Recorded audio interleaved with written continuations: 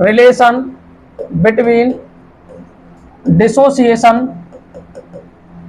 Dissociation and want of factor I, want of factor I क्या relation है ये याद करेंगे पहले। तो देखो भाई क्या होता है समझो, मैंने कहा ए एन पार्टिकल थे और ये डिसोसिएशन के बाद में एन ए हो चुके हैं। कितने हो चुके हैं बेटा? एन ए हो चुके हैं, एन ए हो चुके हैं। मैंने कहा टी बराबर 0 पर इसका 1 मोल था, टी बराबर 0 पर 1 मोल था तो इसका कितना रहा होगा? इसका 0 रहा होगा। उसके बाद मैंने टी बराबर टी टाइम पर कहा कि इसमें से कम हो गया 1 माइनस अल्फा तो इसका कितना बना होगा? एन अल्फा बना होगा क्या? बोलो भाई, इसका एन अल्फा बना होगा क्या?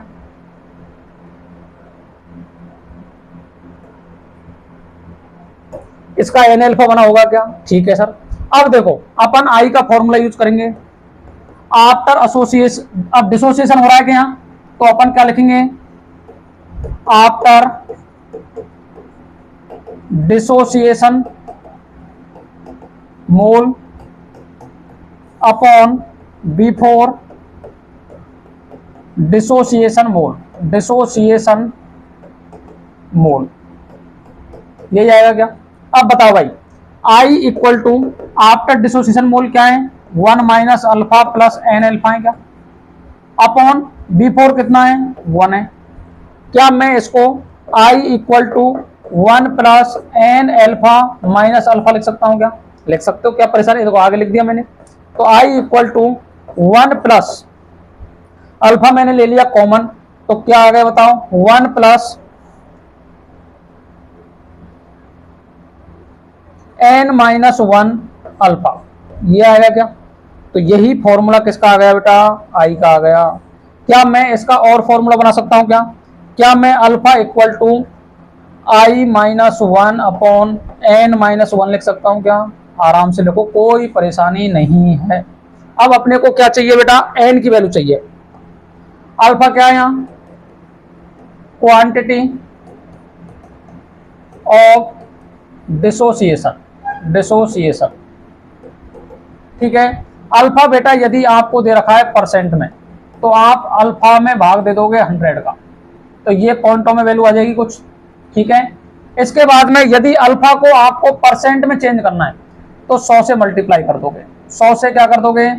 अल्फा इंटू 100 कर दोगे, तो ये किस में चेंज हो जाएगा? परसेंट में, और ये नंबर में चेंज हो जाएगा। किस में हो जाएगा? नंबर में। ये बात आपको याद रखनी है, ठीक है।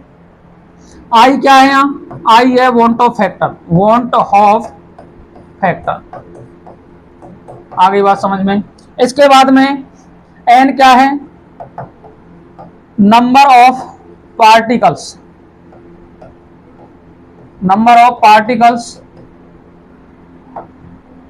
विच डिसोसिएट्स, विच डिसोसिएट्स, जो पार्टिकल डिसोसिएट हो रहे हैं उनका नंबर है ये। अब एन की वैल्यू निकालोगे कैसे? मेन तो यही है, क्योंकि आपको बोर्ड के अंदर जो क्वेश्चन आता है इसका वो आता है पार्टिकल्स का ही, एन पार्टिकल पूछता है वो आपको। तो चलो बात कर लेते हैं पार्टिकल्स की। तो देखो भाई, अगर मैं बात करूं n equal to 1, n equal to 1 किन के लिए आता है? तो याद रखना बेटा, ग्लूकोज ले लो C6H12O6, यूरिया ले लो NH2CONH2, या आप ले लो CH2OH और CH2OS, इथाइलिन ग्लाइकोल, ETC। अर्थात ये पार्टिकल के लिए एन की वैल्यू 1 आती है। चलो वैल्यू पुट करो, I equal to 1 plus n minus 1 alpha, यही है। I equal to 1 plus 1 minus 1 alpha, तो I इक्वल टू कितना आ गया बेटा? बेटा 1 के बराबर आ गया क्या? क्योंकि 1 माइनस 1 0 हो गया, ये 0 हो गया। I इक्वल टू 1 आ गया। तो इस तरीके से आप क्या निकाल सकते हो बेटा? I की वैल्यू निकाल सकते हो। अब मैं बात करूंगा n बराबर 2 किन के लिए आएगा? n बराबर 2 देखो, NaCl हो गया, KCl हो गया, ETC। ये 2 पार्टिकल ले रहा हूं मैं, ऐसे पार्टिकल। तो देखो NaCl को तोड़ोगे तो कैसे टूटेगा बताओ? Na plus plus Cl minus में टूटेगा क्या? के सी एल को तोड़ोगे तो K plus plus C L minus. ऐसे एग्जाम्पल और ले लो, ए जी सी एल ले लो, ए जी सी एल को कैसे तोड़ोगे, A G plus plus C L minus. आगे बात समझ में। या एच सी एल ले लो, एच सी एल को कैसे तोड़ोगे, H plus plus C L minus. तो दो पार्टिकल आ गए क्या। चलो भाई फॉर्मूला लगाओ, i equal to 1 plus n minus 1 alpha. बताओ i equal to 1 plus 1 alpha आ गया क्या। वैल्यू पुट करके देखोगे तो 1 अल्फा आ जाएगा।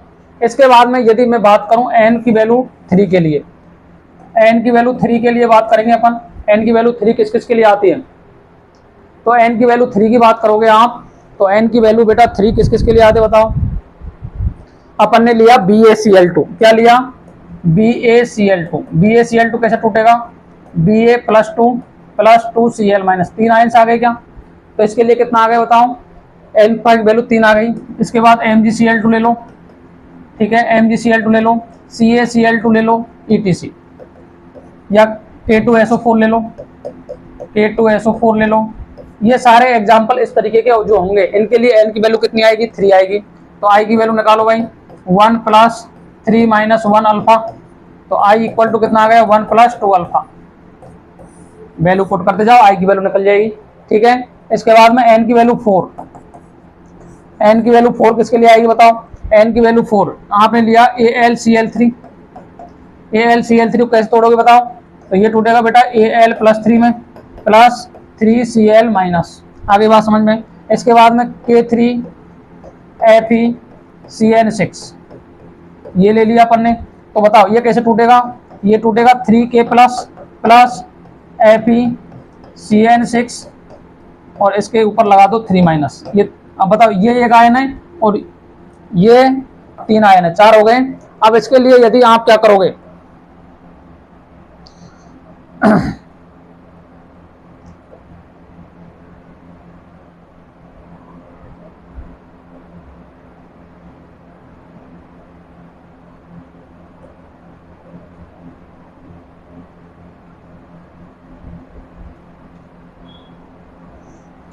अब देखो इसके लिए तोड़ोगे तो 3 आ रहा है तो 4 आ जाएगा ये।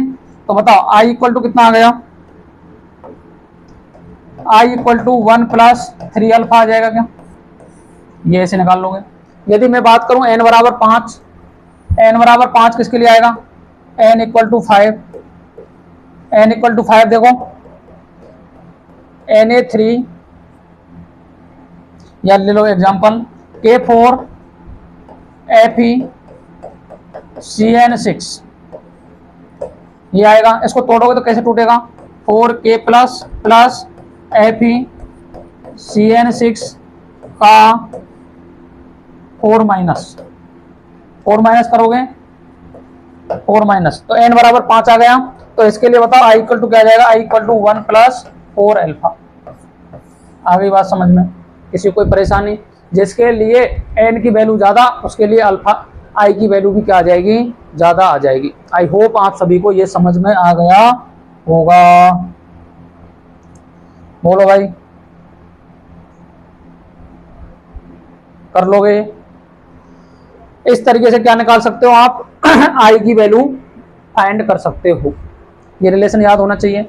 उसके बाद में नेक्स्ट पार्टिकल में तोड़ना आना चाहिए। तोड़ दोगे जितने में उससे क्या हो जाएंगे,